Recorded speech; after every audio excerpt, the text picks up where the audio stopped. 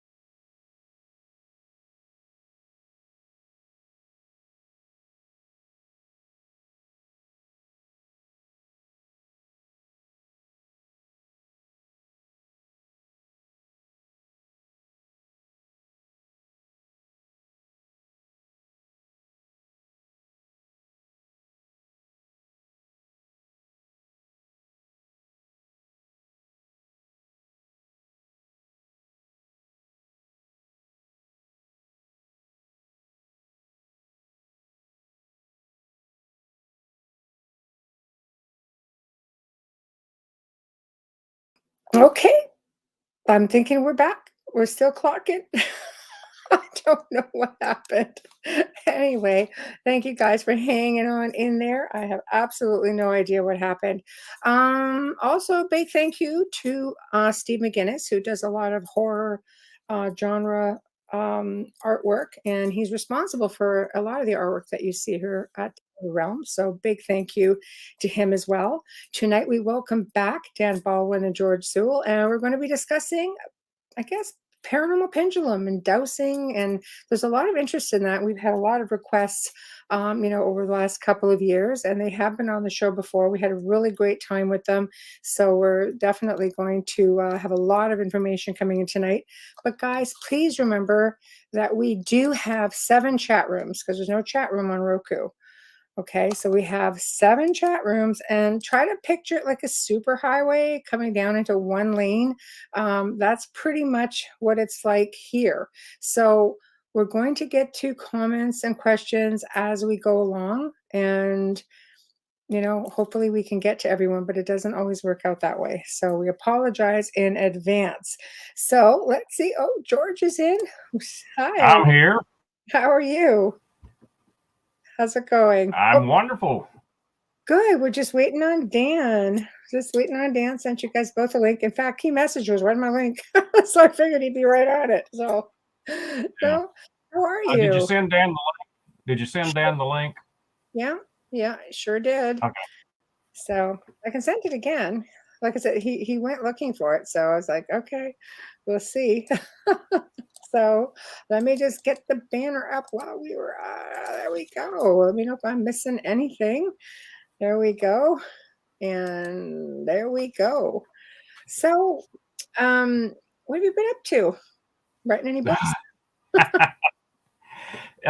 Basically, yeah. Oh. We're well into research for the next Paranormal Pendulum book.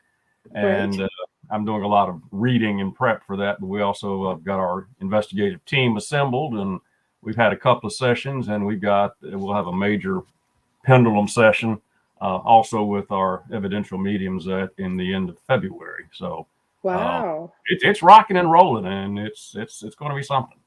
Right. So what is this going to be? Book 3, book 4? You've got a few. The anticipated title is Paranormal Pendulum 4. 4. Wow. Wow. That's amazing. You guys are just trucking right along. Okay. Everybody I just want to try to get some chat while we're waiting. Hey, Wayne. Hey, Zachman. Hey, John. How are you? Nice to see you here. John's been on the show before, also an author. So he's coming on again soon. Linda, the show is out of New Orleans. There we go. You're from Toronto, Canada. Not that far. There we go. Okay, somebody just binged me. Okay. All right. So there we go. So you assemble a team to do all of this. So this is something like you do.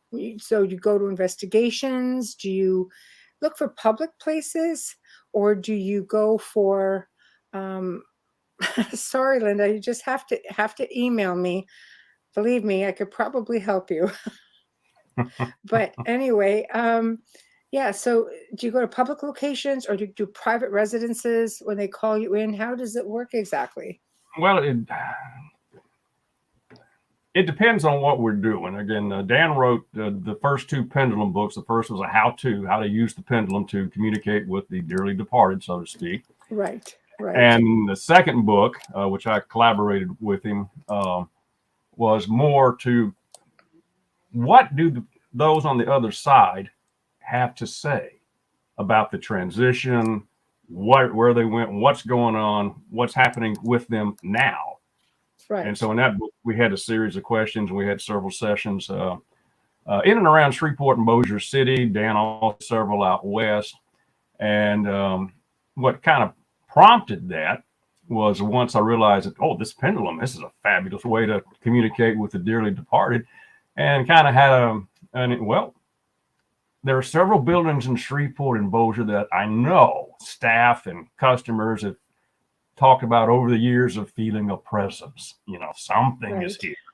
Right. So we set up some appointments with some of these locations to come in and actually use the pendulum to see if we could make contact with a spirit who may or may not be there. And it turned out, yes, there were. And yes, we were able to identify actually some of these personages. And that made real fun reading. The third book is where I asked Dan, let's use the pendulum to investigate the Shreveport woman, Lindsay Higgins, and all the things that were happening to her in her life. Yeah, we talked about that on a last show. It's fascinating what you guys did with that. Yeah.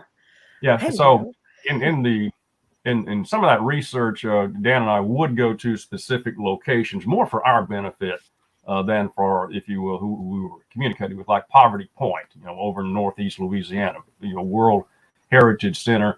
Where we had lengthy conversations with a medicine man who was practicing there 4,000 years ago.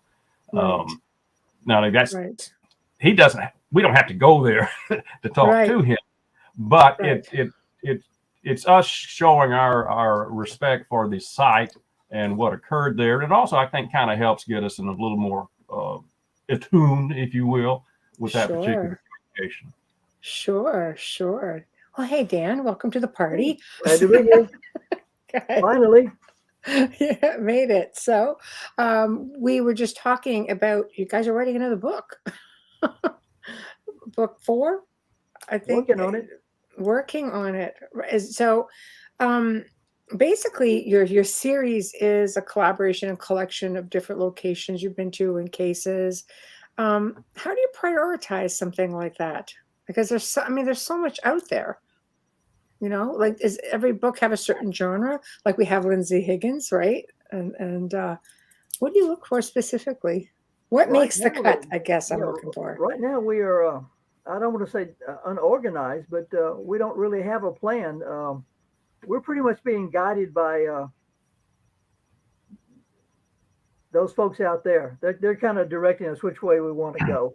Right. So, in the last book, we were, as we talked before, we were stage managed by a spirit. So we've got a couple of directions. George is working in the basically the mound builder culture, and I'm out here working the cliff dwelling culture, and we're just seeing where this takes us. And at some point, a firm goal will show up, but we're not pushing it right now. Yeah. Right. Right. Yeah, and particularly in this the current research that we're doing for book 4, it turns out there are 3 individuals who are on the other side who want to be a part of the investigative team. That is that's awesome. That's a first for us. So Wow. that's How do you put that out there? To say, okay, well, we have spirit individuals who want to be part of the team, and I guess to make this book happen. And so they're basically assisting you from the other side to help, get an understanding of how things work. Is that like, I mean, how does that happen? Does one just say, hey, anybody interested? Or what exactly? Because I mean, some spirits, they're like guides, right? They really want to help, but how do you connect with those certain type of spirits who want to help? George and I are a couple of fun guys. I think they want to play. I can see that. I'm going to seek you guys out. Don't get me wrong. Our intent is very serious. Yeah. But we enjoy doing this, and Right. We don't make a big to-do about it. Right. It's something we do, and we show respect to the spirits. And when they're there, if they're in a funny mood, and they get that way, we join in the fun with them. I think they like us. Why not? It sounds like you guys are pretty easy to work with. So They probably have an ulterior motive they haven't disclosed yet, too. yeah, that's always the fun part. It's like, what do they have in mind? So do you think maybe you guys have built a reputation over time, within the spirit community? Yeah, over there. Yeah. Yeah. No, seriously. Like, you never know. I've had people say to me, I've done interviews, and you can see the chat room, that sort of thing. And I've had people comment like, oh, they know who she is. I'm going, really? Yeah. So I'm just asking, like, is that a thing? Because I don't know. I pretty much look at things and go, okay, sure. But I don't know. Is it? I mean, they're aware, right? I'm sure they are. I mean, I get calls and emails asking questions, from time to time. Yeah. And you'll run into somebody on the street and say, "Oh, I've got your book." But Right. Yeah. That's interesting. I we're like not that. exactly celebrities. Right. Well, I mean, like on the other side, like in the spirit community, I've had people. I think there are people there are spirits who are interested in what we are doing. Yes. Yeah. And they're probably rolling the dice, who gets to go play with Dan and George tonight. Right. Yeah. See, that's my thinking. They like to talk. Yeah. Well, I think word gets around. Well, like I said, I think seriously, in all seriousness, what we're doing is very serious, and we're getting out of, despite the fun we're having with it, we are getting out very serious information. Right. And I think on the other side, it's information they would like to get out, and they see us as a good vehicle for getting that information out. You're being on your program is a perfect example. Not everybody can do that. Right. Or take that back. We're not so special. Not everybody is in a position to do that. I think you're both very special. Yeah. Well, thank you. So, you're welcome. There we go. So I agree with you. Just for you. No, I do agree with you. I think that there's a technique to it. Some people, they'll call them natural dowsers. They can just go over a grave and they would just know that, oh, there's a grave. Some people are very in tune like that. There are other people who can use dowsing rods. You just seek them out, and basically they're just good at it. Other people, you could do the exact same thing and they're just like, it just doesn't do a thing for them. Wayne makes a comment, because I was just going to recommend that. In this house here, used a pendulum to help him figure out the original layout of the Victorian home that we have. And it was very accurate. And and it was crazy, because we were just doing a restoration, and then the house is haunted and the family's still here. I'm like, why don't we just ask them what they want or where things are? And we found an unbelievable doorway that had been hidden between the walls. I guess they made apartments out of this at one point.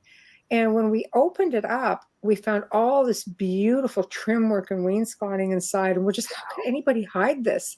but they told us where that was because the walls are all plaster. Yeah. So I truly believe that they're very helpful. Well, they've certainly been very helpful with us. Yeah. Yeah. We have a unique situation with the team for this book number 4. Right. In that when Dan was in Northwest Louisiana visiting some of these locations I mentioned earlier, there was an individual who was assisting us in setting up these locations. And this individual had some talents and sat in on several of the sessions and made some nice contributions. Right. And earlier last year, she died. Oh. And recently, if you will, she represented herself as wanting to continue working with us on this project. That's phenomenal. So we've got that wonderful situation of the same spirit working with us in the body, and this time in spirit. So that's amazing. I was impressed with that. Right? Well, That, George, yeah. tell her the personal connection I have. That's interesting. That brings in another aspect. Oh, go ahead. Yeah, Yeah. this just goes. We had a session with one of our mediums when Dan was last here in town, and the property that this individual owns, we determined that people were living there 4,000 years ago. And that's the time frame we were looking at in this book. And they had contact with what they call the sky people. And that's kind of the focus of where we're going with this book. Right. But in further investigating Dan's interest in that particular property, the individual said, "Oh, well, of course, Dan, you were here 1,000 years ago. You were the chief." And yeah. And yeah, and it also turned out that this individual I just mentioned, who's now in spirit, is wanting to work with us, was also in that location 1,000 years ago and was married to Dan. Oh, geez, that must have been interesting. So how did that come about? Where you figured that out? Did you kind of look at each other and go, "What?" Like. No, that was the individual, the medium. She has a broad talent, and she was just really clicking, seeing things, and just all sorts of information was coming in, and that's where she was able to make that pairing. But that's a little bit mind blowing, Dan. How did you feel when that happened? Well, it's curious. I haven't told my wife next door in the next room about that yet. Yeah. You know, even 1,000 years apart, there may be some jealousy there, but no, when I met her, in this life, I was attracted to her smile, something like that, but I did not feel any, deja vu or anything like that. No. We just clicked as people who met and became friends. And so when George came up with this, that was a delightful surprise, but it was a total surprise. Right. I bet that put you in a bit of a pickle there. Like especially when you mentioned the jealousy thing, that would be difficult for some people, because I've met people who've been part of my past lives and so on. If you follow the theory that we follow each other in soul circles and that sort of thing, we just sort of role play. If that theory is true, I imagine that we all bounce around with each other, quite often. That seems to be the case. Yeah, we had an interesting experience. The place where I lived 1,000 years ago is a friend of ours who is now part of the team has a home out there. Right. And George and I went out there, and the place overlooks, it's a hilly area. And 1,000 years ago, this is where I lived. And so we went to the back porch, and we're sitting there chit-chatting, and I'm looking across to the hill. It goes down and then back up. There's a little gully in between. And I'm going, there are people out there. There's a lot of people out there. And our friend who is a healer says, well, those are your people.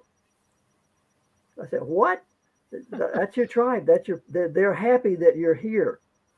So eventually, we're sitting there, and I said, I have got to go over there. Y'all excuse me, I've got to go. I walked down the hill, crossed the gully, and walked into. I had a terribly emotional, warm, loving feeling just kind of wafted over me. It came out of nowhere, but it was. I called it a welcome home feeling. Just came on like that.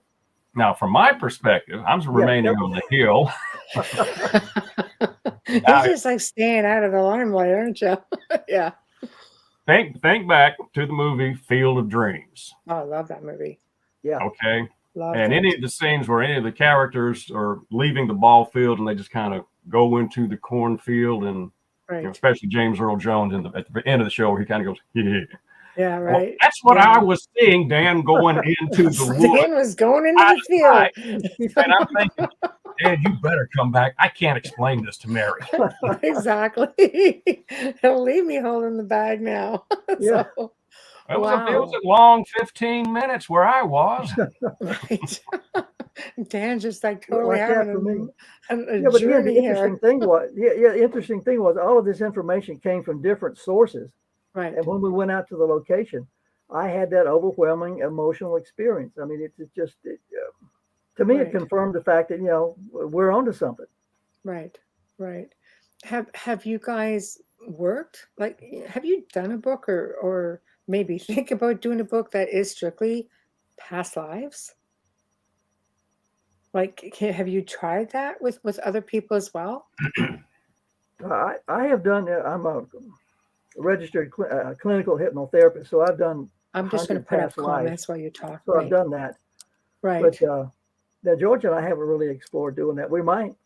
Sounds interesting. Yeah, it's a tool that's available to us because of Dan's skills, if the occasion calls for it. But as far as pursuing it as its own self, haven't really thought in that direction, because there's so many wonderful books out there on that. But it's so fascinating. I think if people who follow your work might find it really interesting to see how you guys do it. If there's an angle that's fresh, we would certainly give it thought. I mean, let's face it. We know the spirits, like the dead speak. They really do. I have worked with a lot of people through the years with different forms of divination or spirit communication, and they have come out and basically said, no, this is your person, or this is who you were in a past life, or these were people. Like, I tend to feel bad because sometimes I don't know who they are. They come forward, it's like, oh, this person saying you remember this, and I'm thinking, I don't remember anything. And I feel really terrible about it, because I feel you almost have that sense of guilt where you feel like, especially if it's a loved one, you really feel like you should know. Like, it just doesn't stay with you. It's so buried, So I think it would be something really interesting if you used your technique with something like that. Well, again, just speaking from personal experience, there's definitely something to past life experiences. I think there's several facets, but there definitely is something to reincarnation and past life. I mean, I've seen it too many times. Yeah, especially with you, apparently. Well, yeah, there's an interesting story about that if you got a minute. Yeah, I don't think I've told this before, but quite a few minutes. Yeah. Well, back when I was getting my degree, I would do sessions, individual sessions. Sometimes I would do group sessions, because you can do that. You can take a whole group back, and different people click on different times, and some people click and some people don't. But I was watching around the room, and you can tell when somebody's going, when they're in a past life. Now, they may be going through the full body experience, or they may be just they're smelling mother's apple pie, or they may have a tactile sensation, I feel hot, or whatever, some sensation. But there was this one young woman who was just stone-faced. I mean, I said, I'm not getting through to this woman. I'm just not. She's the one that, I strike out every once in a while. So I ended the session, brought everybody back up. We're going around the room, tell us what you experienced. Somebody go, well, I smelled apple pie. I felt the heat of the sun. I thought I was an Etruscan. And we got to this woman, and she said, the Indians stole my baby. And she just broke down weeping. Oh. I mean, she was bawling. They took my baby. They took my baby. And, it was, we had a couple of ladies picked her up and we took her outside and walked her around for 50 minutes just to bring her down. But her experience was so real. And unfortunately, it was an unhappy experience. Wow. But it was, I mean, boy, it was, there's no way in hell you could fake something like that. But yeah, there's something to it. I can't even imagine. I mean, I think, I'm sure there are several reasons as to why we come back and we are not allowed to have a recollection of past lives. I mean, how many tragedies like this, how many people have we lost, through death? I mean, we lose people throughout our entire lives, people we know, people we love. If you can imagine that being a cycle that just keeps going, how functional of an individual would we be if we held on to all of that? It would be, it would be fairly tragic. But then again, there's just so many loves and happy memories. But then you get into situations where you have to wonder how much of it is ancestral imprinting, as opposed to people say, oh, it must have been a past life. I've had two grandfathers fight in the World War. I'm thinking, and I've had Templar knights in my lineage. Like, forget the past life stuff. Like, what about, how do you know what the difference is, if it's past life or if it's just ancestral, imprinting? Well, I have a couple of theories. One, I think in some cases, I think you're bringing up something that you remember from this life. I mean, Right. there are proven cases where people have past lives, and it turns out when they were 12, they read an autobiography or a biography, and that's Right. what they were calling. Right. That happens. Interesting. Also, I think it's possible for memory to be carried in your DNA. For example, you've heard somebody say, well, you've got your granddaddy's eyes, or, you've got your grandmother's smile. Well, if you can carry a smile, why can't you carry a memory? Right. So it's possible those memories are carried in your DNA. And then again, I think there are a lot of times it's legitimate past life experience. Right. Right. Oh, yeah. Because I mean, if you have a family member, like I said, my grandfather was hurt in the war, and he spent like 2 years in Europe just recovering. So I think to myself, how much of that do we hold on to it? Like, I imagine if somebody was killed on a battlefield, for example, and that goes on somehow into the whole past life thing, and that imprints. But to be hurt and to take that with you, those memories, that trauma. I'm thinking of people who come back from war and have this huge trauma, and they go on to have children. Like that trauma must carry forward into future generations, because it leaves such an imprint. Have you ever come across spirits like that? Not in that context, no. No, No. yeah, Well, I not mean, just that in context. general, with something that's so impactful, but it's not really their trauma. I mean, I've come across it, and I don't dowser or anything like that. So it's just a curiosity more than everything, because everybody's got a story, dead or alive, right? Yeah. Well, So everybody's got lots of stories. Yeah. yeah. I think Zach, I think part of the answer to your question is you can't remember that, because if you remembered your past lives, it would overload you. agreed. Imagine, you've had 1,000 past lives. Well, imagine losing your mother and your father and your wife and your kids 1,000 times. Yeah. Or even if it's all good times, imagine just all of that. Yeah, the human mind can't handle it. I agree with you. I don't think we would be like overly functional as individuals if we could. Now you have a whole other type of baggage. Zach Man, hey, says it came in a dream to him. His past life experience wasn't too pretty. It came in a dream. It was dark around me. I felt a gun pointed at the back of my head. I said, make it quick, was shot, that my body was set on fire. So in this case, how do you know it's a past life and not just, again, is it ancestral, or did you just watch a movie as a child? Like this is something I guess the spirits can tell you, right? Well, yeah, that's where dowsing would come in handy there, because you could clear it up pretty quickly. Yeah. Yeah. Right. So, okay, let's fast forward into I guess a chance to get to pick your brains now. So I promise, I'll be gentle. He puts his hat down. Come on now. Take it, George. Do you ever come when you're dowsing or when you're using your pendulum? There are different techniques, you know, as to the whole energy thing. Some people will say you have to ask certain spirits, you know, how the pendulum behaves. Sometimes they say it's based on your own energy as to how the pendulum behaves.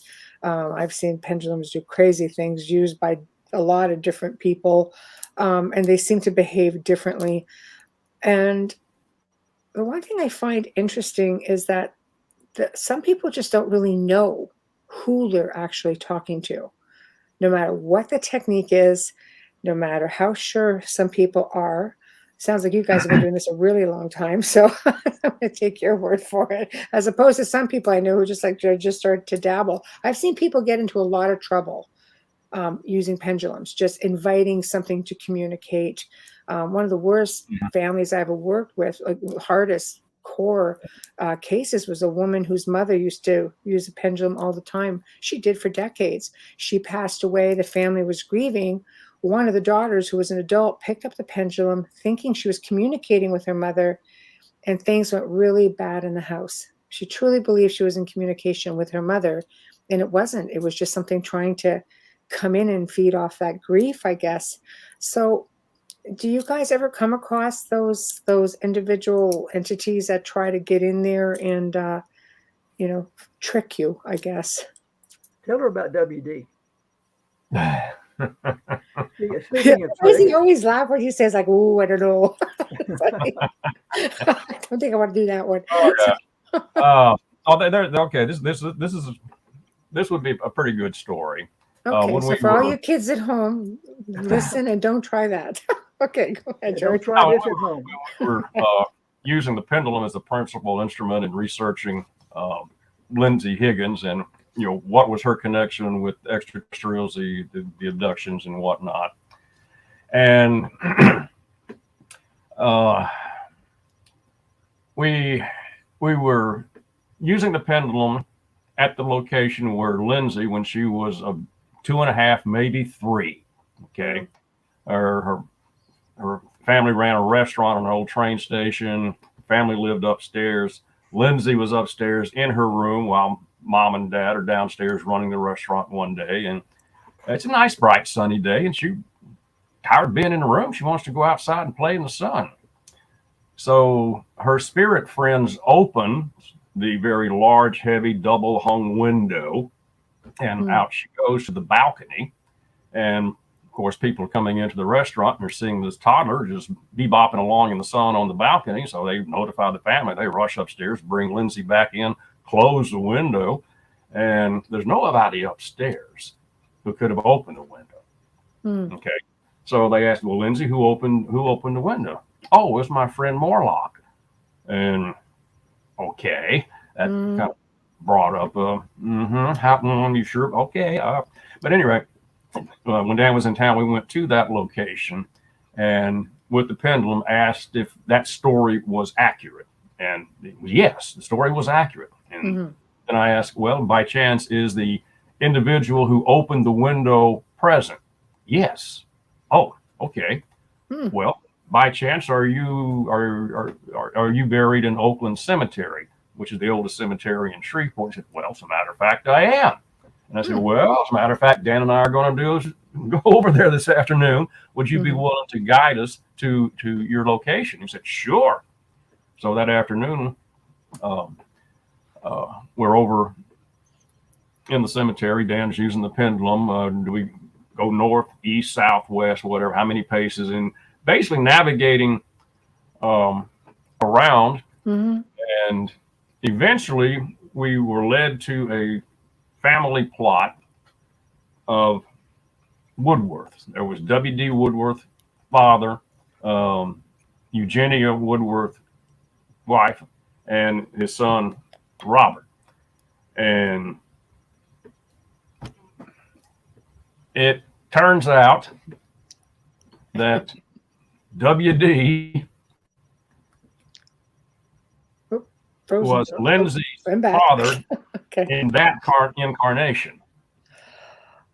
Oh, Yeah. okay. So we were drawn to, if you will, the family cluster that remained the same of Lindsay's current family. She, her sister, and her father was WD and his two daughters.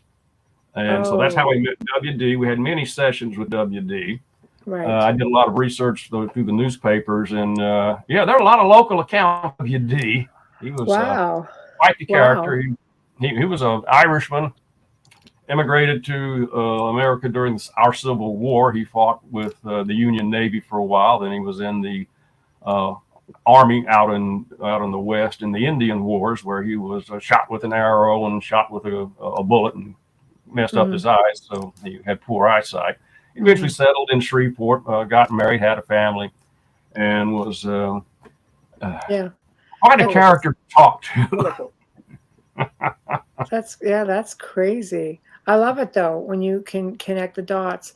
So you work with a medium sometimes when you're doing this. I imagine that would I guess simplify things a little bit, because when you're talking about pacing things out, like it seems like quite a process.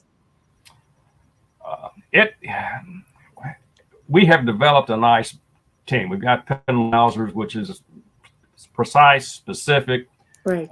but it's difficult to get a body of information from a particular individual. And of course, that's where the mediums come in, and they they're shown so much, and then they can real time describe it, and that it makes for a broader range of information to acquire, and it's a fascinating process. Right. One thing I learned back in my day, I still do a little bit of the looking for missing person. I was really heavily involved in that for almost 20 years. And the pendulum dowsing is very, very accurate. I mean, if you're looking for somebody, you can get down to street addresses.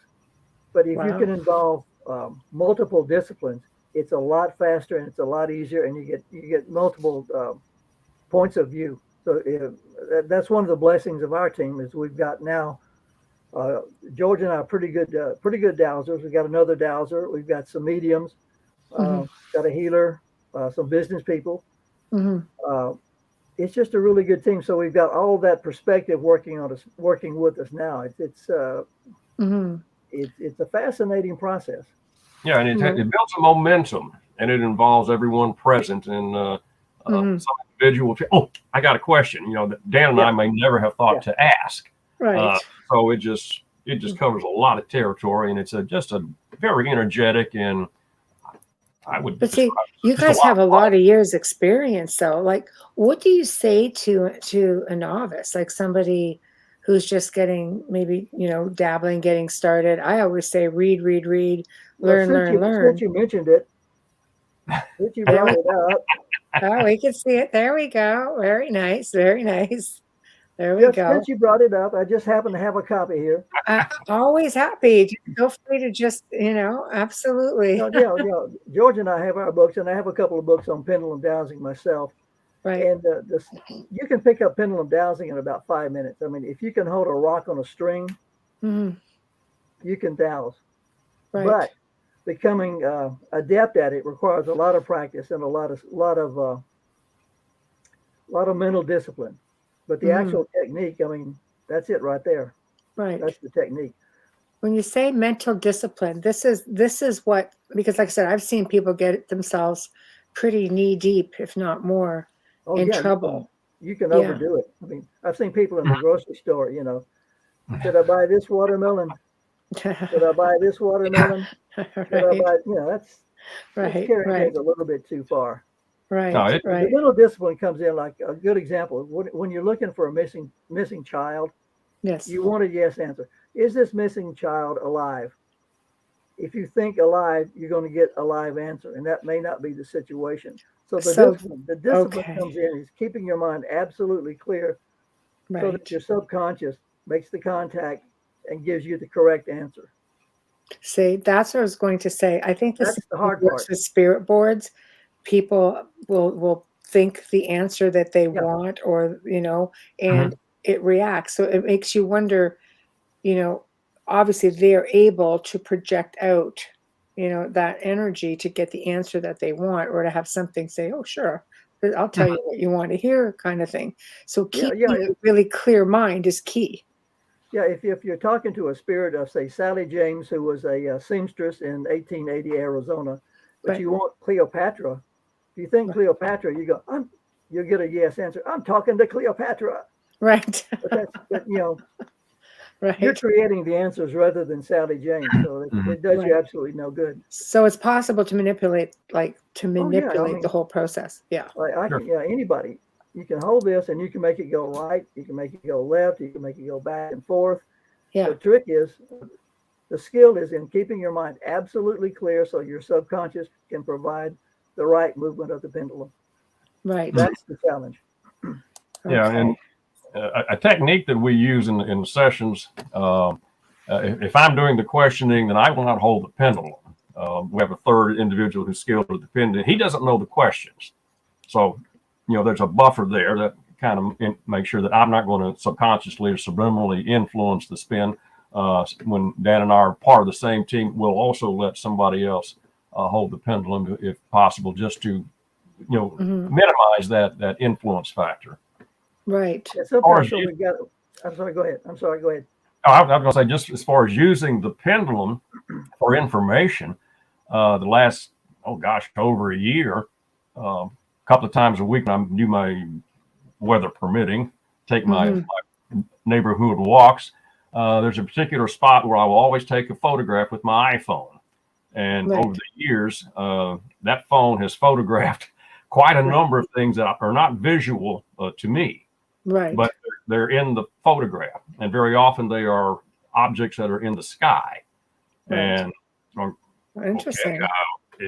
Is the object in this photograph a bird? No. Okay. Is it some debris held aloft by the wind or something? No.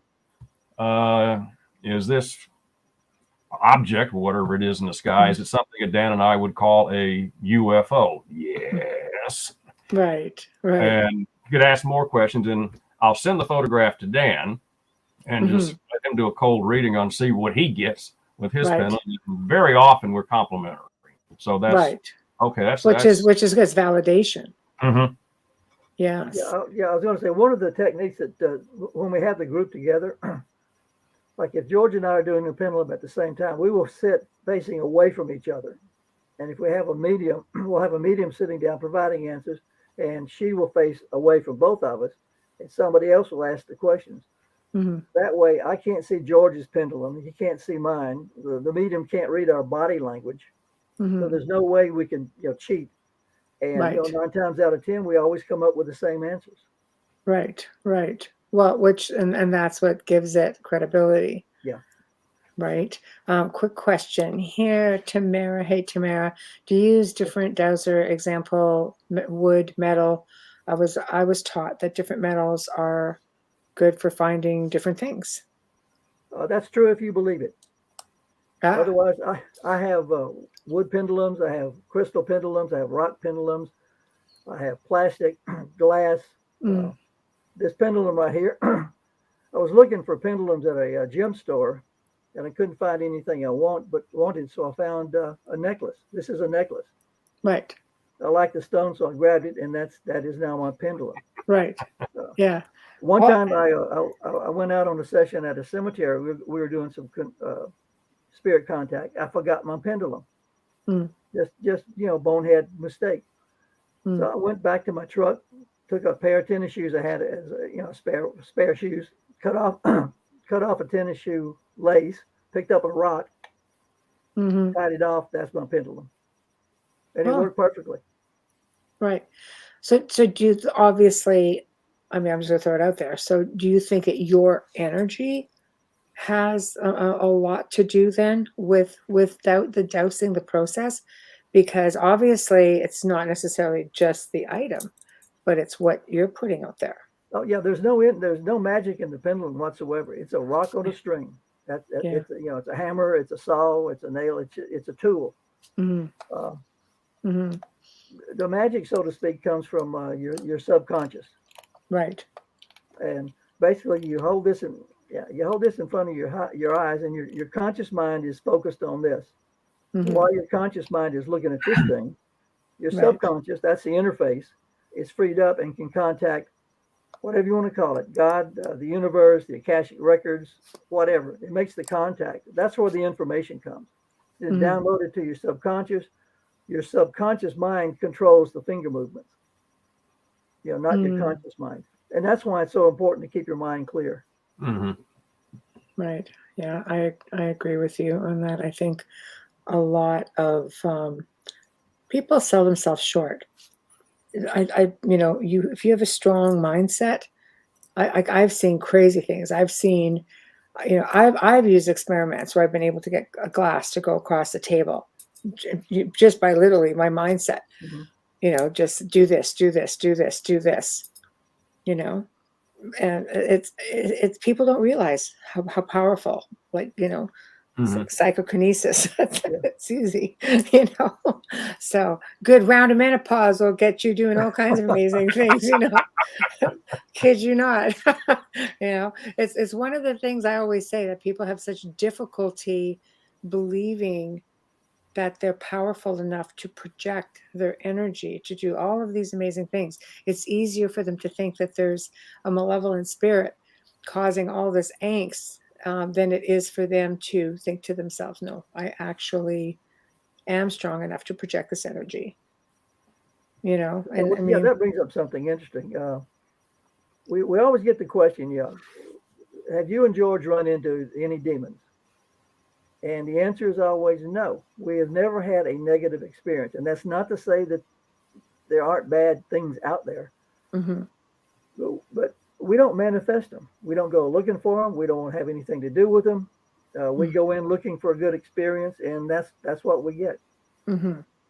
And also, we're using the pendulum as a tool, an investigative tool for a purpose. We're not doing it for entertainment or let's see Mhm. what Yeah, happens or spooky woo woo. No, Mhm. it's an investigative tool with a direction where we're headed. Now we can go off on all sorts of arenas, but Yeah. Yes. Yes. it's a tool. Well, I mean, if you think about it, paranormal investigators use all kinds of tools and get themselves into heaps, loads of trouble. yeah. So, I think it's just a matter of trial and error and educating yourself. Knowledge is really important.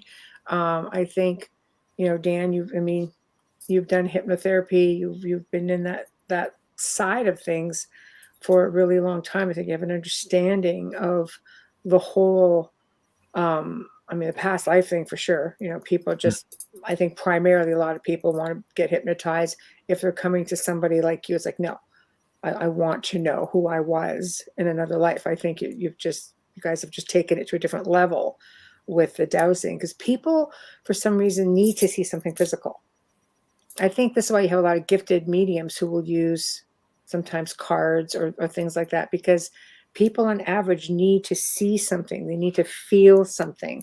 It's difficult for them to just get their mind around it and take somebody's word for something. They need to see something in action. You Yeah, know, yeah, I haven't quite thought about it that way, but there is a human need for ritual. yes. And Mhm. although the way George and I use it, it's not a ritual. Again, it's a tool, but it Hmm. does give people something that they can physically see. I thought Exactly. about it that way. Yeah, I mean, this is just something that I have heard feedback that I've received, from some people over the years, and it's like, yeah, I can understand that need to see and feel. It gives them more of an understanding, because let's face it. I mean, it'd be nice if everybody. I mean, I believe everybody's gifted. I just believe not everybody is able to use it, or they haven't developed it, or they haven't, that maybe they're afraid of it and they're Oh yeah, afraid to go there. But I think it's not like everybody can go, oh, gee, there's grandpa standing in the corner, like I was at my grandmother's funeral. I'm the only one laughing because I see my grandmother standing next to her, where she was laying, and listening to what people were saying about him, like, naughty grandma, you shouldn't be doing that, and people, I had one uncle behind me who said, did you see your grandmother standing there? I'm like, you too, yeah, but nobody else had any idea they're going up there. And I'm just saying, you better say nice things. And they think I'm kidding. I'm like, I'm not kidding. So I think if people really opened up and had that ability and really worked with it, it would make things a lot simpler. So this is a technique that's easy, I think, for people to learn how to do. Yeah, we had an experience while we were researching the book on Lindsay Higgins. We were at one of the locations, the restaurant location, and we had a lot of participants, and they were mostly observers, and one of them was just an absolute skeptic. You know, he wasn't being hard on us. He was just an honest to God skeptic. That's and tough. We started doing the session, and you know who I'm talking about, George. But you know, we got into it, and he started asking questions. And by the end of the session, he's a firm believer now because he's seen it in action. And he was asking questions about people that George and I had never heard of, had no idea, and we were providing the answers. Right. And he was going, well, all right, well, there's something there. Why do you think people be skeptic about it? It's such an ancient technique. Don't know. You know, some people are just scared of the paranormal. I think a lot of it is conditioning. You know, we're taught ghost stories and things like that from childhood. And what we're trying to do is say, be skeptical, be as skeptical as you want to be, but keep an open mind. And if you don't believe it, try it for 6 weeks, experiment it, find out for yourself. Don't just, sit back and go, I don't believe in this stuff. I'm not doing it. Give it a try. Yeah. Right. What you'll find is that people who do allow themselves to live to that extent tend to be very happy people. Life has such a depth and such a breadth that, whoa, this is an adventure. Right. So you have to have an expansion of your worldview, if you will, anytime you turn loose with any of these talents. And it does make the individual life so much richer. We saw all kinds of that. Yeah. Oh, I agree. I agree with you. I mean, for me, it's been a part of my life, like my whole life, and when I have people say, aren't you afraid? I'm just like, I couldn't imagine not being able to do the things that I can do. I help a lot of people, but I also have a healthy curiosity, even though I've got a very logical mind. I'll see something or experience something, and I've got to go through the process of elimination in my head. But I mean, for me, that's what works. It just filters through everything. Some people they're just scared. And that's fine for them. Stay where you are. If it's working for you, that's great. I mean, we're not pushing anything. Yes. Yeah. One of the things you hear most of us when we're making presentations or just talking to people, we're not missionaries. We're not trying to convince anybody. Right. Here's the information. This is what we've come up with. This is our documentation. Here's how you can do it yourself if you want to check us out. Find out for yourself. Right. So you've helped find a lot of missing people. So and you've had some really interesting communications. Do you guys want to talk about that? Yeah. Sure. Which area would you like to hit first? And you both jump in. Whatever. Who wants to go first? Well, let me tell you a funny story. We may have covered this in a session before, but talking about communicating with the spirits and the spirits helping us. George and I had a real good friend who passed away a couple of years ago, Jim Reed. And Jim was big into land. He was a landowner, bought timber, things like that, up around Texarkana, Texas, Texarkana, Arkansas. And Jim was having, in fact, one of your calls was about dreams. Jim was having dreams from his grandfather who had passed away, and it was one of those recurring dreams. And he came to me and he said, I think my granddad is trying to make contact. Can we do something? So we went out to the old family cemetery, which was started in the 1830s. And it was way, way out in the big woods, out in the pine woods. There was no highway within 10 miles. There was the nearest house was a mile away. Nice, well-tended. They kept the cemetery up.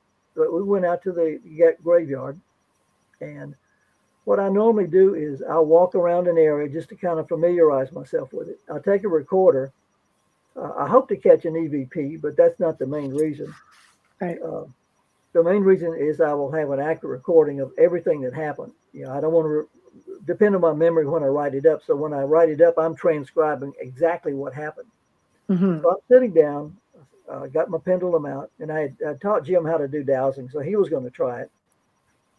I'm sitting down by this pine tree, turn on my recorder, getting ready to go. Jim comes up, says, "I lost my pendulum." I go, "What?" He said, "I can't find my pendulum." Okay, turn off the recorder. We go around, we look around, we can't find his pendulum. Well, we do the session. Turns out Granddad was visiting Jim. He was concerned that the county was going to do eminent domain and move the cemetery. That was what that was all about. Mm-hmm. But the interesting thing is, when I got back to Arizona and I'm transcribing the thing, I've got the recorder up to my ear, and it goes, I hear, "I lost my pendulum." Another male voice comes in, "It's by the truck." And then you hear me say, "You lost your pendulum. It's by the truck." It wasn't me. It wasn't It's Jim. by the truck. Right. Right. The spirit was trying to tell us he had lost his pendulum. By the truck. And it's an EVP, and it is clear as a bell. I mean, Yeah, I love it. I love it. I think they're always trying to communicate. It's just the living that aren't paying attention most we're of the the time. blockers. We're blocking them out. Mhm. Yes, yes. That's actually pretty funny. So being scolded. You're not listening to me. Was, yeah. It's by the truck. It's by the truck. I know. That's hilarious. So do you come into contact with, because I mean, I've recently learned that in different forms of spirit communication, you do have extraterrestrial beings that are also trying to communicate. Do you guys ever come across that? Often, aside from Lindsay. George, jump in there, George, on that one. You're well, closer to that than I am. Yeah. Literally. In the course of researching for the Lindsay Higgins book, basically I asked, well, is it possible to communicate with the extraterrestrial who's involved with this case? Yes. Are you that individual? Yes. Right. And then just for reference purposes, Dan and I refer to you as ET. Okay, sure. And we had a great deal of material from the pendulum in conversations with the extraterrestrial about what was happening and not happening with Lindsay, her experiences. Right. And we had two occasions where at that time we had the mediums working with us. And I had a meeting with one of the mediums, and I asked if she could. I asked what her impression was of ET, and ET presented itself, and she described basically exceedingly highly evolved spirit that has the ability to pretty much move, travel wherever it wants to go to manifest in whatever situation it needs to do. Right. And there was a session that Dan attended with the other medium and the other pendulum dowser. And I asked, well, ET, can you present yourself? And you can pick it up from there, Dan. Well, this is this is the Mike Woods Park thing, right? Yeah, this is Lauren. We were there, and we were sitting in kind of a semicircle, and they had one of our mediums was sitting to my right. I was here, then George and the other dowser were over there, and we were trying to communicate, and our medium was definitely picking up on something, and then I looked over at her. She was picking up something. I kind of looked out in the middle of the circle, and I was hit with a wave of I think what she called it was a mother love.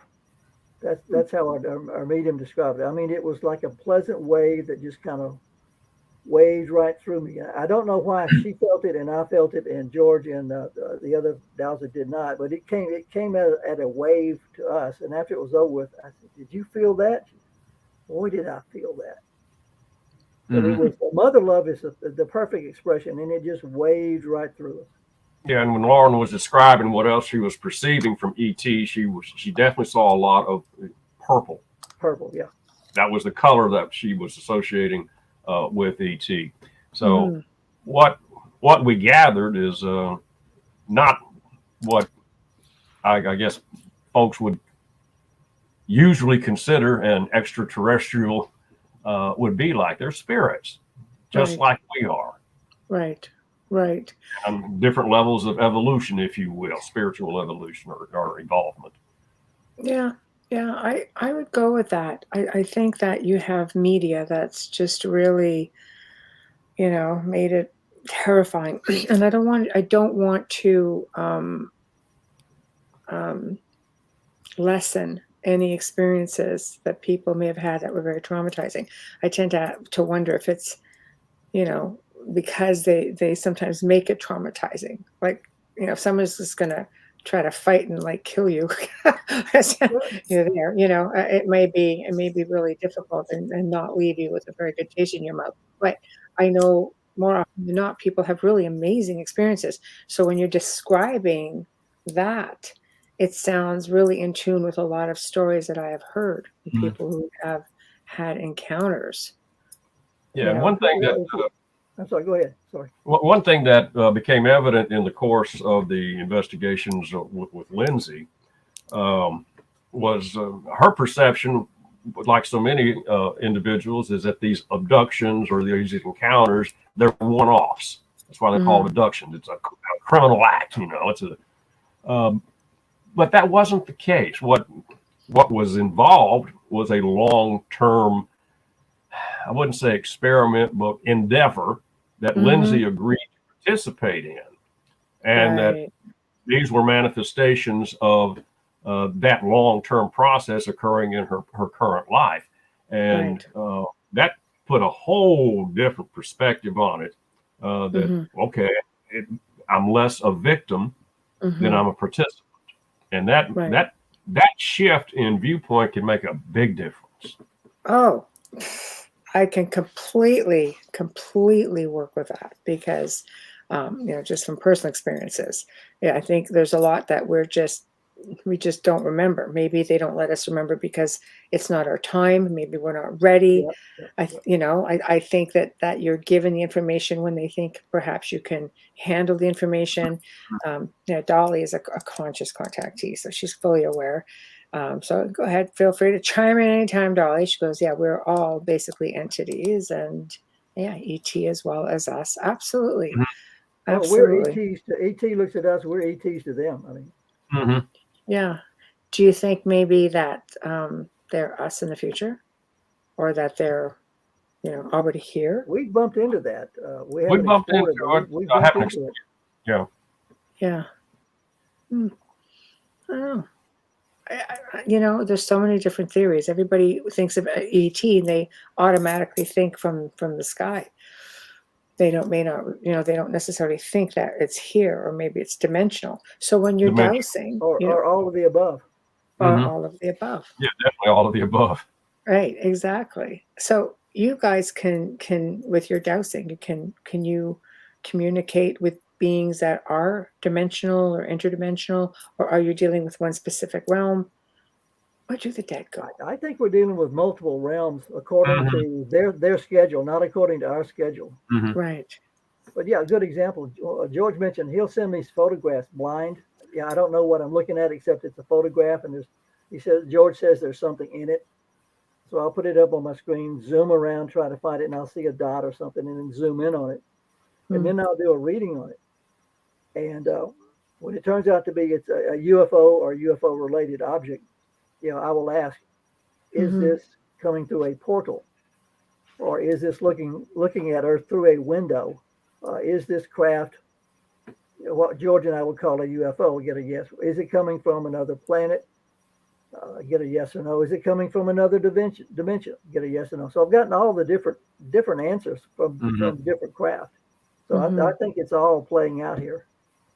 The universe is very busy. Yeah, very busy planet. But fun. Here's a trick question, and maybe it's not. Maybe you guys have done it. You often hear about people who go missing in all these national parks. What is it, missing 411? Yeah. Have you guys tried dowsing that?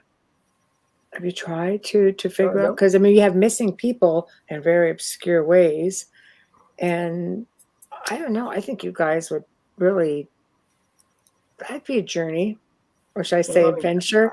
I did that for nearly, for nearly 20 years, but George and I are working in a different field right now. Right. But, I Okay. mean, that would be fascinating to follow, but It's so there's 100 different scary. directions we could follow, and we've got to kind of stay focused. Otherwise, Mhm. we Right. never get anything done. Right. Right. Well, I Yeah. didn't mean to, for like a couple of decades or anything. Just like on an average, like picking an area and just seeing, you know, Well, um, when because I go people are camping by curious myself, about I'll think about 411 and go, it. Yeah. I don't know. I'd be maybe I'll all build the over it. fire a little higher. Yeah. I'm kind of one of those so caution to the wind kind of Yeah. people to be just like, yeah, sure. Just go and give it a whirl and see what happens as I get sucked into a portal or something. But it's just, Again, I'm out by myself quite a bit. I go camping by myself a lot. And right. out here in the West, I can go places where there's, nobody for 100 miles. Right. And I'm leading into George's story, by the way, about across the street. Uh, Mhm. Several times I've gone camping, and I'm overlooking the Navajo reservation. And the point where I'm Very looking nice. at, Right. there is nothing out there. I mean, there's no streets, there's no towns, there are no houses, there are no farms, there are no lights. There's nothing in that part of the reservation that I'm looking at. Right. And I will do a technique where I will, and the nearest town is like 50, 60 miles away on the other side of the hill. So it's dark. Mhm. I will meditate on making contact. Then I'll do my pendulum and ask for contact. And at some, I think I'm 5 for 5 when a UFO has shown up. One time I did the session. I did my session, went to bed about 11 o'clock. 3 o'clock in the Mhm. morning, I woke up. 1 o'clock in the morning, woke wide awake, sat up, and setting out. I have no idea what the distance was, but it looked like about half a mile from my campsite was a large, full moon sized glowing orb, just hanging there right above the horizon. Now the moon had set hours earlier, and it Mhm. just sat there. And I got up, I stared at it, got out of my cot, threw on some warm clothes, went around to my truck, watched it some more, just hanging there. I'm going to take a picture. Boop, went away. The camera shy. Which leads me into George's story. Yeah, okay. Come on, George. Yeah. In the course of investigating the Lindsay Higgins case, I was really paying attention to just how everything was just coming together. I mean, the right team came together. I mean, everything just click, click, click, click, click, Mhm. and it was just going so well. Right. That of course I Right. became suspicious. Oh, Is there some God. way? Is there some way that Dan and I may be subliminally influencing this process, because it was just Oh, stacking together too good. I mean, with the contacts with ET, with everything we're learning about Lindsay's past lives and her associations and the other spirits who made themselves known that were mhm. also involved. This was just, okay, wait, no. So Mhm. my skepticism was lit up again. And so I go to bed, get up the next morning, 7 a.m. This is the end of December. So 7 a.m. It's still pre-dawn, but the Right. sun's This is beginning to make, ungodly. Yeah. wow. Some I was an well, early for some morning of rider us. for that Yeah. year. Yeah. But anyway, so I go into the living room and open up the blinds, and across the street, hovering above my neighbor's house, was an orange sphere, at least 20 feet in diameter. And Jeez. it's just there. The phrase would be in your face, but there was no negative connotation. This was, okay, George, you Right. see it, study it. So I studied that thing. I mean, Mhm. it was kind of an orangey yellow, very similar to the light from the street light below it. Mhm. Could see the first rays of light from the rising sun off in the east behind it. The Mhm. circumference was not hard edged. It was kind of like an artist with feather. Okay. Mhm. It was almost a shimmer to it. And I just examined the heck out of that sucker. Right. And it was real. It was just 7 a.m. in the morning. Okay. You really can't have many other factors as to Right. what is causing this event. Right. So But then what does George do next? Yeah, George, what'd you do next? Went and fed the porch cat coffee. Walked back by the window. It's gone. And then click. Whoa. Okay. I get you. That was an experience. Right? I don't know. The usual response for me with that, of course, would be to step outside and look at it directly or try and get a photograph of it. Those thoughts never entered my mind. Right. It was there for me to observe, but it was not to interact with it, not to photograph with it. And then when the moment came, when I realized it was gone, that's when I realized that I had also been given a taste of the incredibly subtle nature of their communication. Right. How fabulous is that? Yeah. So I never had that thought because I was not to have that thought to go outside or take a picture of it. You're not the first person I've heard say that. Yeah. So, and that's fascinating. Yeah. And whoa, hello. So I had reassurance that yes, the information we're getting is correct. It's accurate. Press on, boys. Get the book out. Right. Right. No, I love that. I've actually heard people say that before. Like, I don't know why, I just didn't think to get a photograph. I will often, if I'm driving down, like in this area, there's just a long road along the river, and I'll just say, where are you? Like I just feel them around. And all of a sudden I'll see something in the sky, like a big light go, just like that. I'm just like, oh, hey. Dolly's asking how long ago. Sorry, Dolly. Didn't want to interrupt. What I described, this was December of... what, 2020? Yeah, that sounds right, 2020. There we go. And Jackman says, I've seen orbs in the sky at night when I've driven through the Gila River Reservation along Arizona 87. So, we're in UFO Central out here. That's in New Mexico. Oh yeah, you are. Again, I'm not special or gifted or anything like that, but I spend a lot of time outdoors at night. If you look up long enough and frequently enough, you're going to see stuff. It's going to happen. I agree with you. Dolly says you were being observed, and something else that George and I have come up with. We've got a question we've been asking, and I'll send him photos. He'll send me photos. And one of the questions we asked through the pendulum has this craft shown up just to recognize that George is watching or recognize that Dan is watching? Sometimes it's a yes, sometimes it's a no, but often we get a fact that they're showing up. My interpretation is they're showing up to say, yeah, you guys are on the right track. Keep going, keep going. Right. Well, they certainly don't mind you being aware of their presence. I am a big believer that if you're really ready to communicate with them, that they'll make themselves known to you. Mm-hmm. So that's what she says too. It will be a yes, because they are, they're definitely, like I said, little things that I've asked for. I see them. I can almost ask on demand. Like, where are you? Are you here? And then you just see it, like that flash in the sky that just disappears.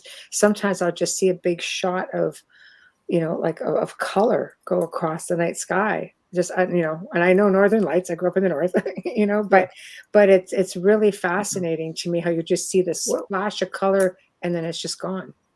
Well, the perfect example last week, I was standing out in my yard sundown, and I saw a black object rise up. Now I got a direct look at Sky Harbor Airport, busiest airport in the world, and one of the busiest airports in America.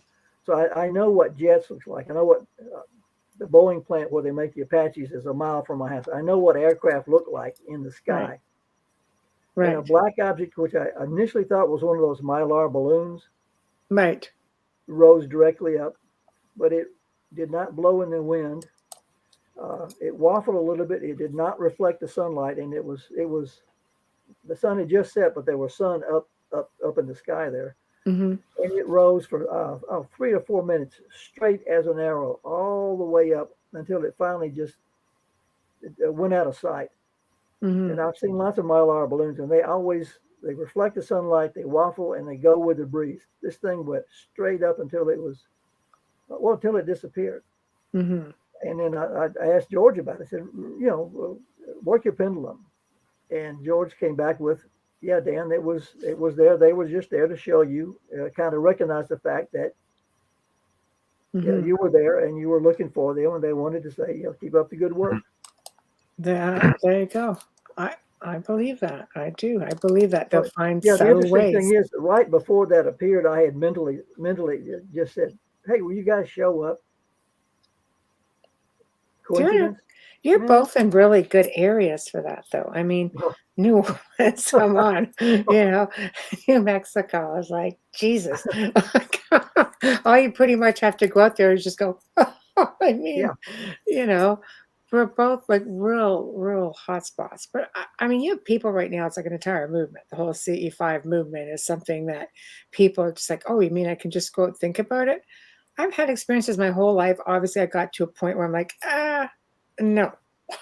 And then it's just like, it just eluded me. And then one day I just said, no, I think I'd like to pick this back up.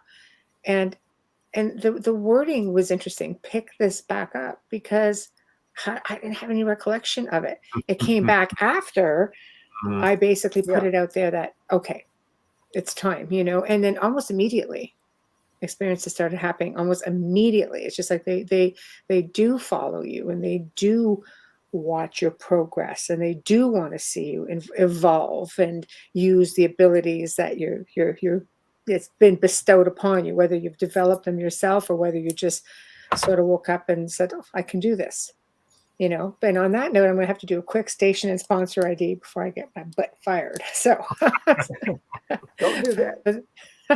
For everybody just tuning in right now, you are tuning in to The Outer Realm, and our guests tonight are George Sewell and Dan Baldwin. We're talking about pendulum dowsing, extraterrestrials, you name it. We're just sort of throwing everything in the mix there. We are fully sponsored by the amazing people over at Folgers Coffee, who basically, guys, we wouldn't be here without them. 2 nights a week. Yes, we love them. We appreciate them so very much. Also, big thank you to Dr. Snick, the sonic surgeon, Justin Snicker, for the contribution of his voice and his music for the intro, the outro. He's an award-winning composer of Halloween, horror, sci-fi, dark wave electronic music, and you can find him on Bandcamp, Spotify, iTunes, Amazon, you name it. Big thank you to artist Steve McGinnis for the creativity behind all the banners that you see for The Outer Realm. So we thank you very much also. You are listening to, again, The Outer Realm on United Public Radio Network, UFO Paranormal Radio Network, 105.3 FM, 107.7 FM, and Roku, people. We are live on Roku. So if you've got an account, get on there and, check us out, because you can watch it from the comfort of your own living room now. I know, right? See, like everybody. I don't have all my Folgers commercials listed because I'd be playing some right now. Easiest way to advertise. I always tell people, give me a 30-second Folgers commercial. I don't care what you do. Promote yourself. Got to include Folgers, and it stays in the show for life. And our archives go into the hundreds of thousands, if not millions.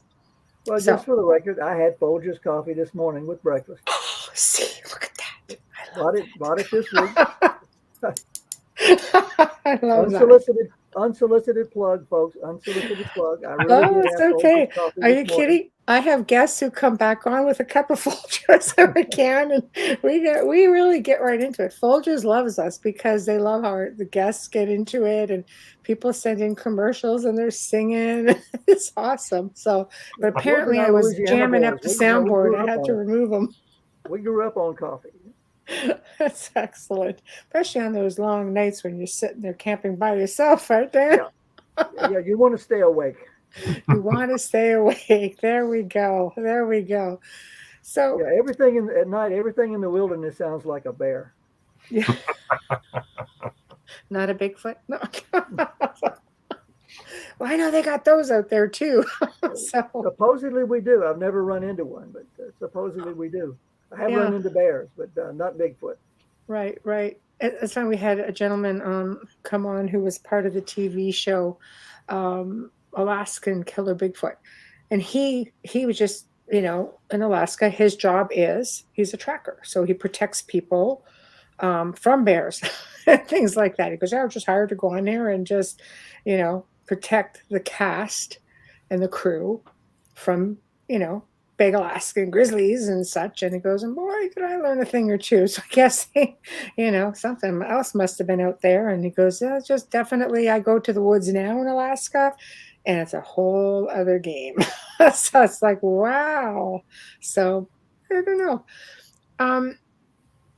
Again, it's going to be one of those trick questions. Going back to, and I'm only going to use the missing 411 as a basis, but I mean, in any situation when people disappear, when you're dowsing and you're hearing something, when I asked earlier, like dimensionally, do you think, how do you know if you're not speaking with someone who's just disappeared and could be anywhere? Because I have had those experiences with spirit communication where a recording comes through and I'm listening to a B-52 bomber and somebody sees me and is describing me. And I'm hearing this thing and I'm going, where are you? And they're chirping off like their coordinates over the Pacific somewhere. And I'm like, what am I listening to? Have you ever had, like, you're assuming that you're dealing maybe with the spirit world. Could you be dealing with something else? Like people who really aren't passed away. They're just in another dimension, whether they're missing or whether they're just living in a whole other dimension altogether. Like, you never know what you're tapping into. When you're good, guys. Right. I can't hear you, Dan. I don't have sound for you. Yeah, he's having some technical issues. Yeah. Now as far as tapping into the interest we have is accurate information from whatever source. Right. Yeah. I can't hear you now. Maybe just click the button someplace. See? Nope. And frozen. Oh, back. Yeah, I can't hear you at all. Maybe slip out and try to come back in. Want me to pop you out and then you try coming back in with that link? Okay, I'll kick you out and come back in with the same link I sent you. Okay, we'll see what happens there. Okay. Right, so I know, it's a weird night. I can't walking into the woods. I can't explain this to Mary, Dan. Come back. I know, you just don't know. I completely disappeared from the screen while I was talking when I started. Yeah, so you don't really know where your information is coming from. Okay. Nope. Can't hear you at all. Well, we just have to sit here and nod. We just got to stare at your handsome face and, you can play around while we're figuring it out. Yeah, so we're assuming we're speaking to the spirit world, but do we know for sure? Unmute. He's not muted. You're not muted. Yeah. Okay, all I know is that experience with that pilot or a group of pilots. At first I thought I was listening to something from like an old, 40s, 50s, black and white movie. And then I realized that I'm asking questions and they're giving me their rank, their position, and I'm hearing this plane and the propellers and everything's just vibrating and they're talking amongst each other. And then they said, look, there's a man and a woman sitting at a table and they have electricity. And I'm like, where's like, holy crud, and one goes, oh my God, I think it's the Queen. And I'm laughing because everybody says Canadians have accents. Like maybe, but it doesn't sound British. But anyway, and then all of a sudden they're like, there's a door. And because they kept saying everything's black, we're lost. And I'm going, where are you? What's your rank, position, coordinates? And they gave us 2 out of the 3 coordinates. And I don't know if the planets were just lined up the right way that time, but when this communication came through, it was just It was just unbelievable. And I kept saying, they kept saying, it's dark, we're lost. They're like, there's a door, there's a light. I'm like, don't go through the door. I just had a vision of this B-52 coming through my house. I'm like, you can't come through the door. And then they started pleading. It was like, please, please. So I realized somewhere along the line, we were tapped into something. Mm-hmm. Like a time shift or something along those lines. I have never, in the 20 years that I've been doing this sort of thing, have I ever experienced anything like that at all. What was that? Any ideas? Because I tried a year later, same circumstances, same time, same method, and nothing came through. Never got them again. No, can't hear you at all. Maybe unplug something. I don't know. And try it again.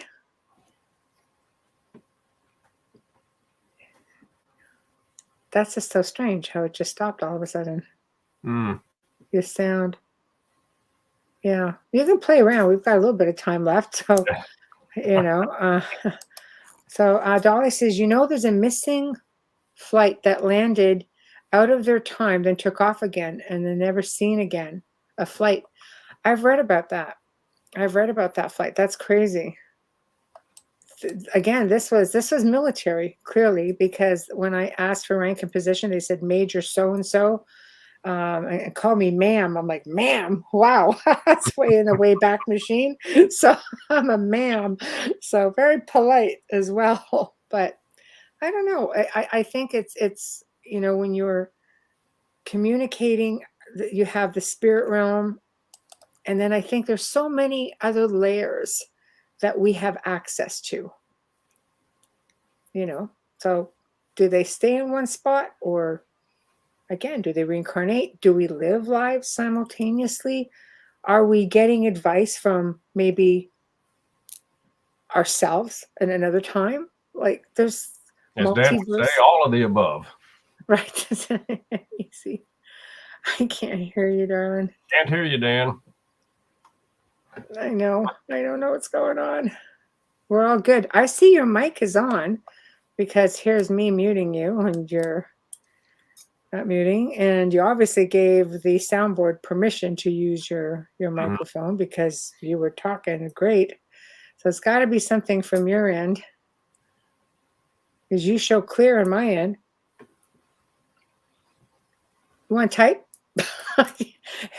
Just if you can get into one of the chat rooms on the Outer Realm Facebook, if you go there, you can type and I'll put your comments up on the board. Where there's a will. So yeah, just go there, or restart your computer. You always restart, come back. We've got like about 20 minutes. You do have some time. It's just glitching. And gone, frozen. Okay. And gone. Okay. So, all right. Shoo me, kid. Yeah, exactly. Okay, so out of all of the things that you've done, because book 4, that's pretty substantial, do you have a favorite that you would like to do more of? Well, again, Dan and I have different perspectives on writing. He's a full-time author. I do it periodically when something catches my interest. Right. Certainly this Paranormal Pendulum series, we're really focused on 3, and we're really rocking and rolling on number 4, and we'll just see how that goes. Right. I also have written some nonfiction in a similar venue, if you will. Okay. The Point is the primary one. I'm writing a prequel to it, and I've got another book coming after it. So I'm going to have three series there. It covers all of this. Right. It's, again, fiction. It's a good yarn, but it's got a lot of actual material in it. Right. Right. So that's kind of my interest in writing. Right. But even like dowsing, like you guys have obviously been in all kinds of different locations, and is there something specific that you'd like to be able to revisit, for example, maybe a location, or do you just maybe like a certain? We're probably going to revisit Poverty Point. Okay, what's Poverty Point about? That's the World Heritage Site over in Northeast Monroe. Oh. That was the largest mound building community. I mean, it's a major site. Had trading all the way from Florida up to the Midwest. Very well developed area for a long time. Right. But we were focused on a time from 4,000 years ago with this one individual who was, if you will, the medicine man. His name is Jacques. And wow. Our The fact interest. that you can remember that is very impressive. We're going to revisit that, particularly for book 4, because Jacques' role, one of his roles in the village, he was the liaison between the villagers and the sky people. Wow. And we're exploring, who were the sky people? All civilizations around the world. You get to their creation stories, and invariably you've got their ancestors were visited by the sky people or the star people, and that's kind of the thrust that we're going on. How fascinating! So it's just a fun. It's a really great place to go. Poverty Point. I mean, it's got rich history, very well maintained. You said up by Monroe. That's Connecticut? Yeah, it's by Epps. It's a little north of Monroe. Wow. Have you guys thought about have you heard about America's Stonehenge out that way? And they have a lot of mounds as well, tons of mounds. Buku mounds. Yeah. Because Dennis Stone has been on the show. I could hook you up if you haven't been. It's open to the public, but it's like fascinating place. If you guys love that stuff, like those kind of locations, that you might actually really dig that. Okay, speak. Can you hear me now? Yay! Wow. Gotta go. Been fun. Yeah, Did you miss me? Absolutely. Like, where's Dan? Oh, very good. So you just, restart was perfect. Don't know what. I think WD was playing with us. I don't know. He has a history of that. Yeah.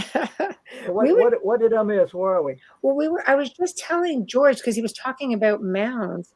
If you guys had ever been to America's Stonehenge out there, they have loads of mounds. I mean, huge. And Dennis Stone, who's been on the show, is easily somebody I can connect you guys up with if you ever feel you want to delve back into that sort of research, because it's old. They're uncovering things.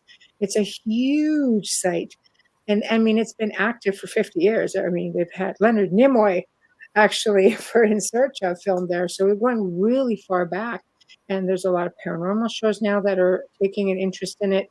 So there's obviously something there that is of interest, and that they see things in the sky. A lot of things you guys are describing. This location actually they do experience it. Well, one of the things we're exploring again in book 4 is George over there is in the mound culture.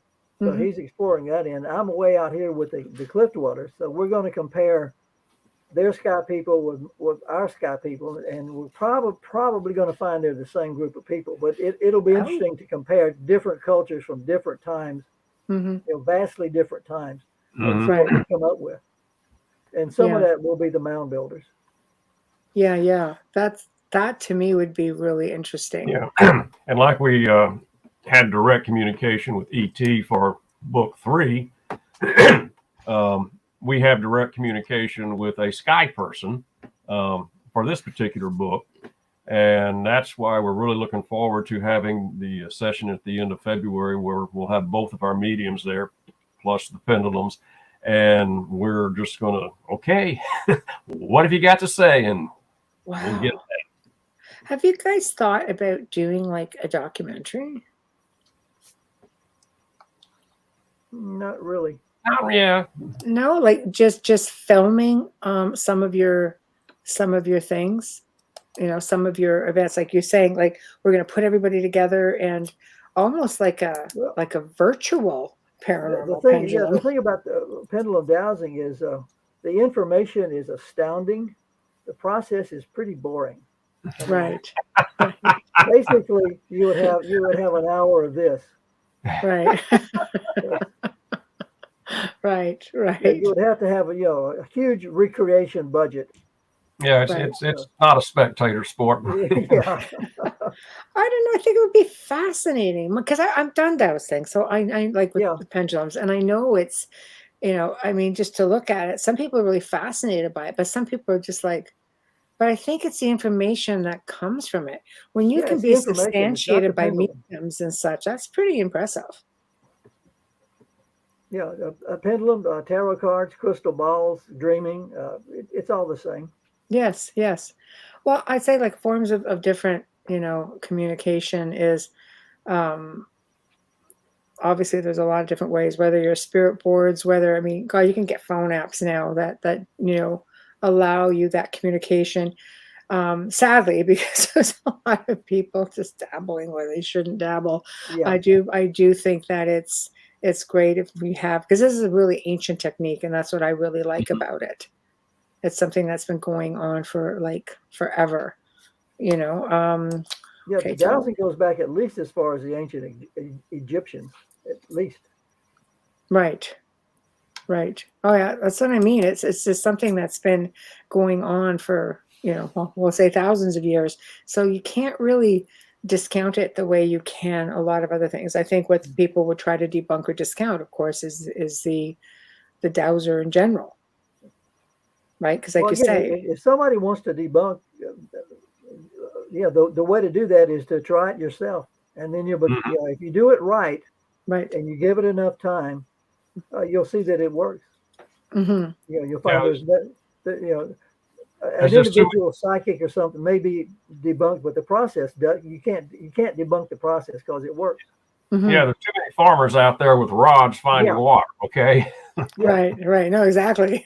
Exactly. That's what I'm saying. There are people.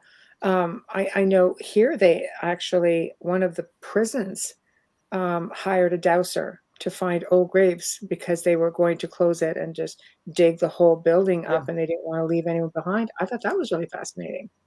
Oh, yeah. yeah. I tell people, especially a younger audience, I say you may not believe this, but your granddaddy does. Okay. Yeah, 'cause he went out with the witching stick looking for the water. Right. Right. Yeah, that's true. Yeah, and That's true. you can find probably on YouTube with their films, the documentary films where you had the soldiers in Vietnam looking for landmines and looking for the VC tunnels using dowsing rods. Right. Tamara says she found her septic system. It's not glamorous, but hey, it was a Hey, it thing. worked. It worked. It worked exactly. Thanks for sharing that, Tamara. No, I think that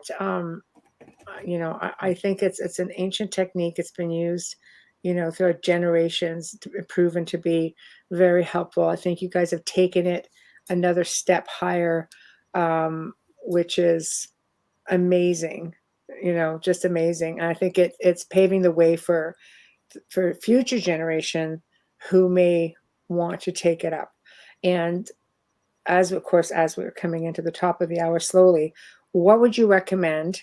Obviously, your book, right? Because you want Right. people, I say educate, educate, educate. So, what would you recommend for people getting started? I would say one, keep an open mind. Two, try it and give it a real, honest to God try.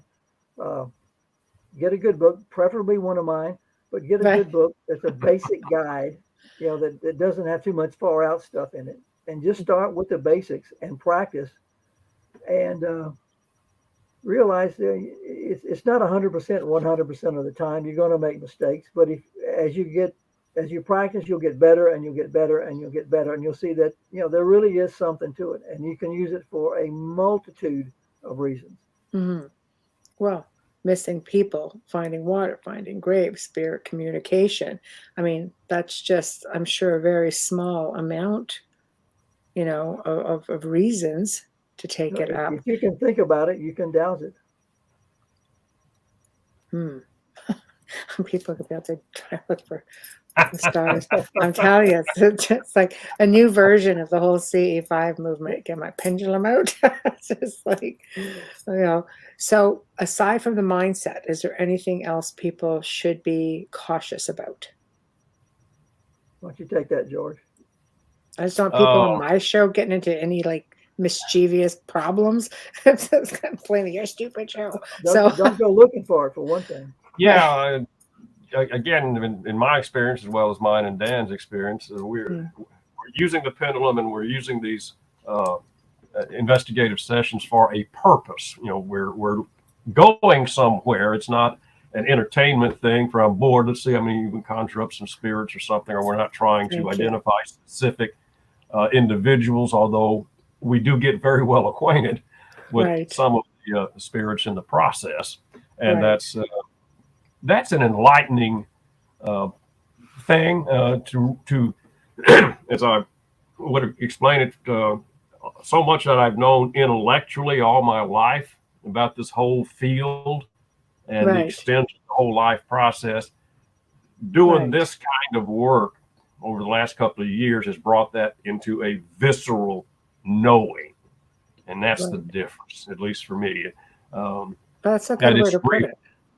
It becomes real. like second nature. Once you get it, you get it, right? Yeah, you get it. So and if you don't get it, maybe you shouldn't be doing it. If you don't get it, you probably won't do it, and that's okay. Don't force it. You don't want to. Yeah. Right. Yeah. That's when you get into mischief, people. Remember that. Well, yeah, George brought up a really good point, though. I mean, using the pendulum dowsing technique is a great way to confirm what you already know in your gut. Mm-hmm. That maybe you're afraid to face, but people, they say they don't believe in spirits, but they know they're out there. They know. This is a way to turn that fear and that belief into knowledge. Right. I think so. The sixth sense. Well, yeah, I had a conversation with a friend of mine who's very religious. I said, one of the fundamental beliefs of your religion is life after death. Yes, of course. Well, here's a way that you can prove it takes it out of belief. You can prove fundamental belief, a fundamental fact of your religion. You can prove it. They don't want to hear that. Don't want to hear that. Don't want to hear that. No, they don't want to hear that. No, I mean, I had a friend who's a Christian minister out of North Carolina, who's also a theologian. So it was interesting topics of conversation. But even at that point, I could only take it so far. It just, you hit that roadblock. And it's interesting because they're so staunch, and passionate about their beliefs. But I think sometimes, we hinder. As human beings, we hinder ourselves if we believe too strongly in one thing and not enough in everything. Yeah, you can say that because you can do that and you know it. This is true. Sorry, I told my friend, I said, you're not afraid of ghosts. You're just afraid there might be ghosts. Well, I mean, I think because depending on the level or which type of Christianity, some of them are really hardcore. They don't believe in ghosts at all. They believe everything is a demonic entity that portrays itself as a spirit individual, right? So there's so many different. Yeah. Yep. What you believe is what you experience. Yeah, I like that. That makes sense. It's like you say, if you Jan was saying, if you put it out there, right? Don't put it out there. Because it does come back at you. So, okay, tell everybody where to find your books and how to basically find you guys. I've got your websites all scrolling across here, but let's start with the books. That's the simplest way for me. Just go to the website, click on a cover, and it'll take you where you need to go. Excellent. Excellent. Yeah, all my books are in ebook and in paperback, and just go to the website or go to Amazon or Barnes and Noble or Kindle, wherever you buy your books. And there's a link there, and on my websites, my email address is on the website if you want to contact me directly. Excellent. So that's the easiest way then. Well, guys, thank you. We did it again. A little bit of a technical error. First with me at the beginning of the show, then with Dan. But George held down the fort. It's all good. I know. Woo! We did it. That's George's purpose here, to hold the fort. Exactly. So it's okay. You have little bits and pieces there with George. Yeah. It worked. It was a great show. Thank you. Oh, Yeah, it's a pleasure, guys. It's good always fun. a lot of fun. It's always a lot of fun. And I know the chat room loves it too. Look at that. Tamara's like one of our regulars. So she would Thank have you, seen you the Tamara. first time around as well. But thank you for joining me. And of course, as always, I will be in touch. I'll make sure you guys have all the links for the audio and the Good. video. And that way you Wonderful. have it to pass around. Wonderful. Excellent. So thank you very much again for joining us. And I will be in touch, gentlemen. Thank you for the entertaining evening and the wealth of knowledge. It was fantastic. All right. Right. It was Okay, guys. Thank you. Bye. Bye-bye. Well, everybody, we have come to the end of another fantastic segment here on the Outer Realm. These guys were just awesome. They're always a lot of fun. Take away the technical difficulties. Gosh, honestly, it must be the night for it. But nonetheless, we persevered and got a lot of info out. Thank you to everybody in the chat room. It was always so much fun. You guys make it that much more fun. So thank you. Big thank you to Folgers Coffee for being a sponsor and having faith in us yet again. So thank you. We appreciate you so very much. Big thank you to Dr. Snick, Justin Snicker, for your voice, your music, for the intro and the outro. Big thank you to Steve McGinnis for your amazing talent and the artwork. We appreciate you so very much. Guys, wherever you're watching tonight, please follow, like, subscribe, whatever the case may be. We appreciate your support so much. And we continue to thrive and continue to bring you the best that we can bring you. So thank you. If you want to give us an email, maybe you want to see a guest, maybe you want to be a guest, whatever the case may be. Maybe you love us, you hate us, whatever the case may be, we love you anyway. Please do so at the Outer Realm contact@gmail.com. Again, the Outer Realm contact@gmail.com, or go to the Outer Realm Facebook page, just click on the email button. And we don't do just Messenger because it just gets too overwhelming with messages. So this really is the best way. Now, tomorrow night, guys, we have something that we have not done before. This is going to be the first time ever. It's kind of like a double whammy Thursday. So you're getting two shows. Yes.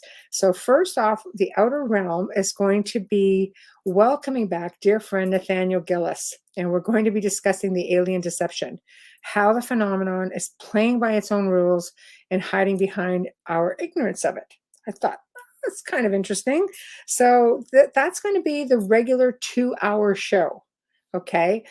After that, at 11 p.m. Eastern, 10 p.m. Central, we're going to have a 1-hour special with the return of Brian Allen. And it's only going to be 1 hour. And he's going to be discussing his book, The Book of Secrets. And holy crud, I have been reading The Book of Secrets, okay? And it's like, it's pretty bloody amazing. I have to say, I don't amaze that easily. I just sit back and I pay attention. And he is so thorough in all of his books. And you'll have seen him on here with Barry Fitzgerald and The Deception of Gods and Men. That book, we had to do a 2-parter because it was so amazing. This is kind of one of those books that's we're going to sort of condense. And I can assure you it's going to leave you going, I need to get this book. And I don't say that lightly because we have a lot of amazing authors that come on the show. It is going to be a really good one. So, guys, you're going to have a double whammy Outer Realm tomorrow night, 3 hours of Outer Realm. Doesn't get better than that. Anyway, good night, and I'll see you guys tomorrow. And y'all behave even a bit.